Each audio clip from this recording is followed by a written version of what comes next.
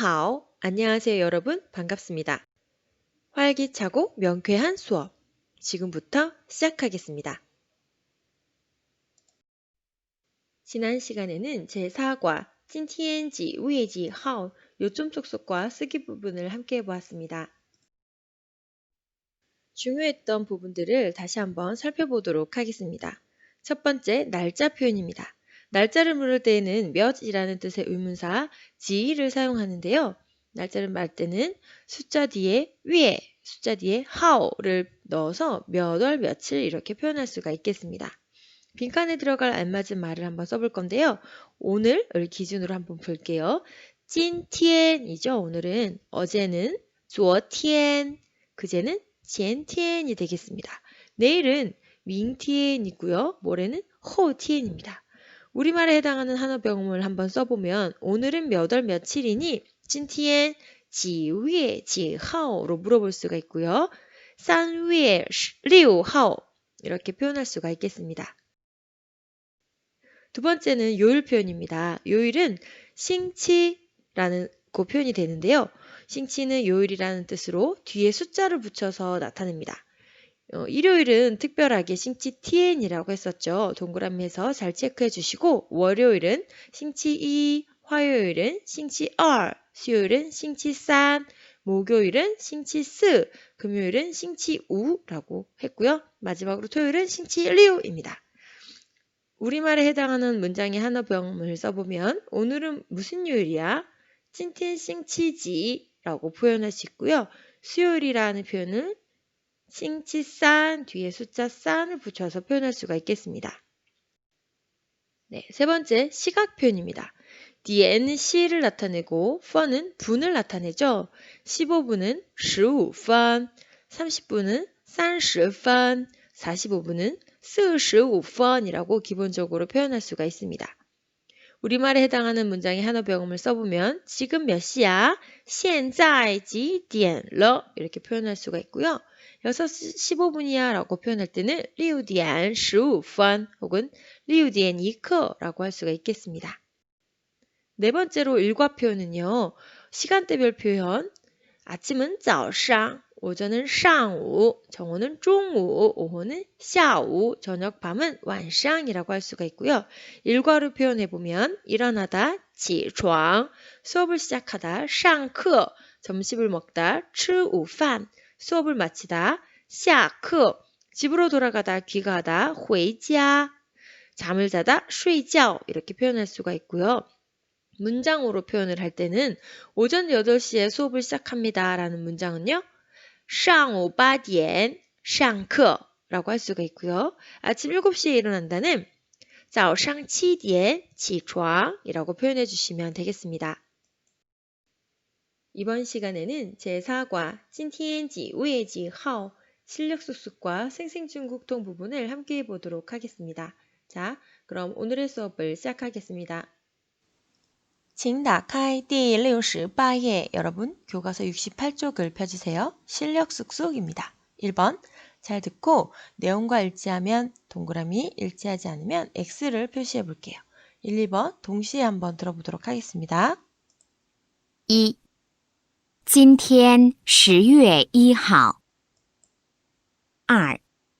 现在12点半 네, 잘 들으셨나요? 첫 번째, 今天10月1号 국경절 10월 1일. 네, 바로 정답이었습니다. 두 번째는 네, 토끼 시계는 아까 몇 시라고 얘기했었나요? 12点半, 12시 반이라고 했었는데 지금은 네, 2点半, 2시 반으로 잘못되어 있으니까 정답은 X가 되겠습니다. 자, 다시 한번 더 들어볼게요. 1. 今天10月1号 2. 现在12点半很好, 잘하셨습니다. 두 번째 문제입니다. 단어 카드를 골라 문장을 완성하고 읽어봅시다. 입니다. 오늘은 몇 월 며칠입니까? 라는 문장은 어떻게 하면 됐죠? 네, 바로 今天几几月几号 하오가 들어가면 되겠죠? 이렇게 문장으로 읽어볼게요. 今天几月几号 네, 오늘은 몇 월 며칠입니까? 라는 내용입니다. 很好. 잘하셨어요. 3번을 같이 보도록 하겠습니다. 블로그에 한민이가 쓴 글을 읽고 내용을 채워볼 건데요. 같이 한번 읽어볼게요. 今天6月10号， 오늘은 6월 10일입니다. 星期天， 일요일입니다. 我8点半起床， 나는 8시 반에 일어납니다. 12点吃午饭， 12시 반에 점심밥을 먹습니다. 10点一刻睡觉， 네, 10시 15분에 잠을 잡니다. 이런 내용인데요. 자, 오늘은 무슨 요일이라고 했죠? 네, 바로 星期天， 네, 싱치티엔 일요일이라고 했어요. 한민이 취침 시각은 바로 10点一刻 10시 15분이니까 이렇게 해주시면 되겠습니다. 很好, 잘하셨어요. 请打开第70页 여러분 교과서 70쪽을 펴주세요. 중국의 전통 명절. 중국인은 명절을 어떻게 보낼까요? 우리나라에서도 설과 추석이 있듯이 중국에서도 설과 추석을 비롯하여 원소절, 단오절 등 다양한 명절들이 있는데요. 같이 한번 살펴보도록 하겠습니다. 네, 음력 1월 1일 우리에게는 설날이죠. 중국은 춘지에 춘절이 있습니다. 새해에 좋은 일이 가득하기를 바라는 마음에서 대문에 복자를 거꾸로 붙이고요. 폭죽을 터뜨리면서 집안에 있는 악귀를 쫓는 풍습을 합니다. 복자를 뒤집어 놓는 것은 해음현상과 관련이 있었죠. 복이 뒤집어지다의 발음과 복이 들어오다의 발음이 같아서 일부러 들어오라는 의미에서 뒤집어 놓습니다. 자, 그러면 어떤 행사들을 하는지 살펴볼게요. 바로 전날 만두를 빚어서 먹는데요. 그리고 밤 12시에 먹는 풍습이 있습니다. 만두는 이렇게 생겼어요. 우리나라와 조금 다르기도 하고 비슷한 것 같기도 하고 이렇게 소를 넣어서 먹습니다. 빨간 봉투에 이렇게 세뱃돈을 받는데요. 중국 사람들은 빨간 색깔을 좋아하는 색깔이기 때문에 빨간 봉투에 결혼식 할 때나 설날에 세뱃돈을 넣어서 주는 풍습이 있습니다. 두 번째, 음력 1월 15일 원소절입니다. 원소절에서는 아침에 여러 가지 소가 들어간 원소, 꿀떡도 아닌 약간 더 부드러운 이런 원소를 먹는데요. 위엔샤오라고 합니다. 밤에는 이렇게 3, 4, 5 짝을 지어서 거리에서 등불을 구경하기도 합니다. 세 번째, 바로 단오절입니다. 5월 5일. 우리나라에서는 그렇게 크게 챙기진 않지만 옛날에 신윤복의 단오풍정도를 떠올려 보면 창포물에 머리를 감고 그래서 이렇게 벌레들을 내쫓고 그네뛰기 놀이를 하고 그런 것들을 볼 수 있는데요. 중국에서는 이렇게 대나무 잎으로 찹쌀밥을 싸서 먹는 풍습이 있습니다. 그리고 이렇게 용의 형상을 한 배를 타고 누가 빨리 가나 경기를 하는데요. 왜냐하면 예전에 굴원이라는 초나라의 정치가이자 시인인 사람이 나라를 매우 걱정하다가 결국에는 자결을 이렇게 강물에 뛰어들어서 했었는데요.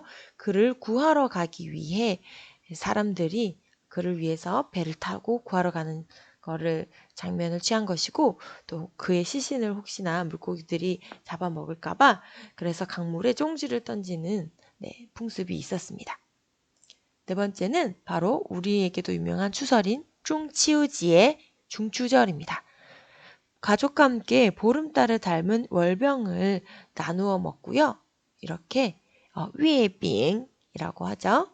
그 다음에 보름달을 보면서 감상하면서 가족의 화목과 건강을 비는 풍습이 있습니다. 그럼 중국의 전통 명절에 대해서 정리를 한번 같이 해보도록 하겠습니다. 가장 큰 명절인 춘지에는요, 음력 1월 1일 우리나라의 설과 같죠. 주요 활동은 온 식구가 함께 만두를 빚어서 12시에 먹습니다.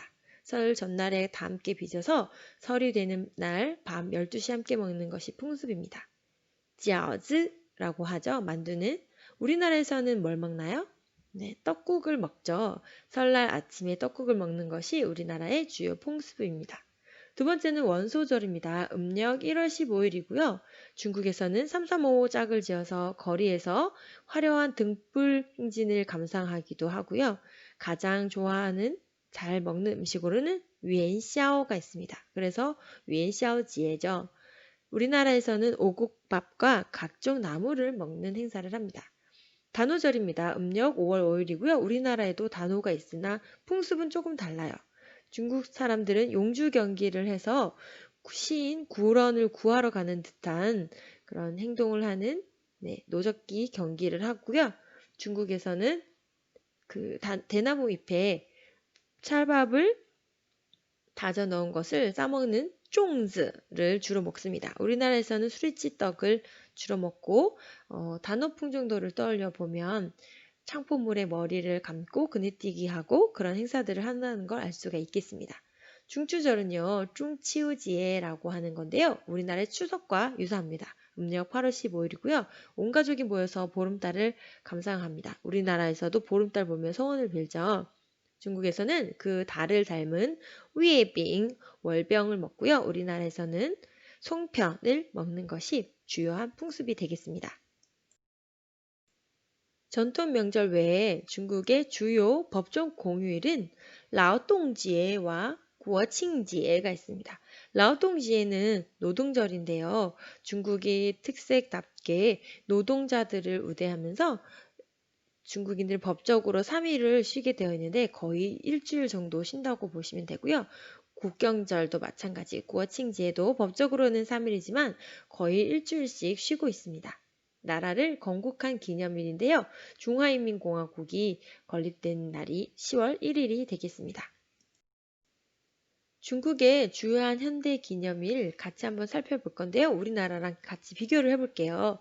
징런지에 2월 14일은 우리나라의 무엇과 비슷할까요? 네, 바로 발렌타인데이. 날짜도 같네요. 산바푸니지에 3월 8일인데요. 이것은 세계 여성의 날 같습니다. 그 다음에 세 번째로는 위런지에인데요. 우리나라에도 있죠. 만우절입니다. 농담을 하고 장난을 치고 이런 날이죠. 네 번째, 얼통지에 어린이날은 중국은 6월 1일이에요. 세계적으로 비슷하고요. 우리나라만 서파 방정환의 영향으로 어린이날은 5월 5일입니다. 그 다음에 중국에서는 스승의 날이 쩌시지에라고 해서 9월 10일인데요. 우리나라는 몇 월 며칠일까요? 네, 바로 5월 15일이죠. 그리고 11월 11일은 솔로데이, 일이 4개나 있잖아요. 다 모두가 혼자다라는 의미로 솔로데이, 꽝꾼지에인데요. 우리나라에서는 가래떡데이, 빼빼로데이 이렇게 불리면서 서로 선물을 주고받는 그런 문화가 있죠. 마지막으로 성탄지에는 성탄절, 크리스마스고요. 이건 세계적으로 같죠. 크리스마스 12월 25일 똑같습니다.